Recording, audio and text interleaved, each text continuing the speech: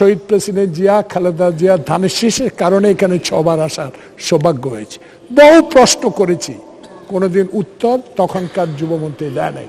আপনার মাধ্যমে আমি অনুরোধ জানাবো, বিগত দিনে যারা ট্রেনিং নিয়ে এখনো প্রত্যেকটা উপজেলায় অবৈধভাবে তারা কাজ করছে, এই বিষয়ে কোনো পদক্ষেপ জাতীয় ফুটবল প্লেয়ার মাননীয় প্রতিমন্ত্রী নেবেন কিনা। আপনাকে অনেক অনেক ধন্যবাদ। মাননীয় প্রতিমন্ত্রী, মাননীয় সংসদ সদস্য অতীতে কখনোই উত্তরের জবাব পাননি।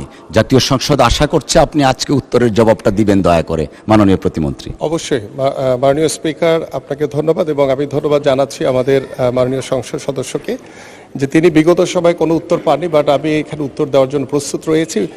আমি আপনার সাথে অনেকটাই একমত যে আমি অল্প সময় দায়িত্ব নেওয়ার পরে আমরা যেটা দেখেছি যে বিগত 16 বছর 17 বছর এই যুব উন্নয়ন বা যুব প্রশিক্ষণের বিভিন্ন নামে অনেক বড় বড় দুর্নীতির অনেক কিছু আমি ইতিমধ্যে পরিলক্ষিত হয়েছে আমার দৃষ্টিতে, এবং সেগুলো আমি আপাতত আমার কাছে আমি সেগুলো পর্যবেক্ষণের জন্য রেখে দিয়েছি এবং সেগুলো পর্যবেক্ষণ করে বিগত সময় যেখানেই দুর্নীতি হয়েছে সেগুলোকে কিভাবে আমরা সুন্দরভাবে এটাকে গুছিয়ে কিভাবে আমরা এটা সমাধান করতে পারি, কারণ দুর্নীতিকে আমরা কখনোই কোনো প্রশ্রয় দিব না, এবং যারা অবৈধভাবে বিভিন্নভাবে এই সুযোগগুলো নিয়েছেন তাদেরকেও আমরা বাছাই করে তাদের বিরুদ্ধে আমরা দ্রুত ব্যবস্থা নিব।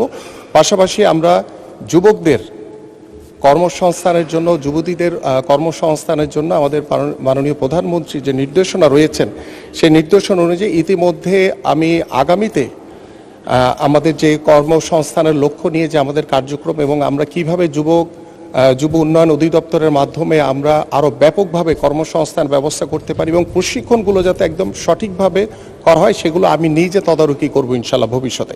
আপনাকে ধন্যবাদ মাননীয় স্পিকার।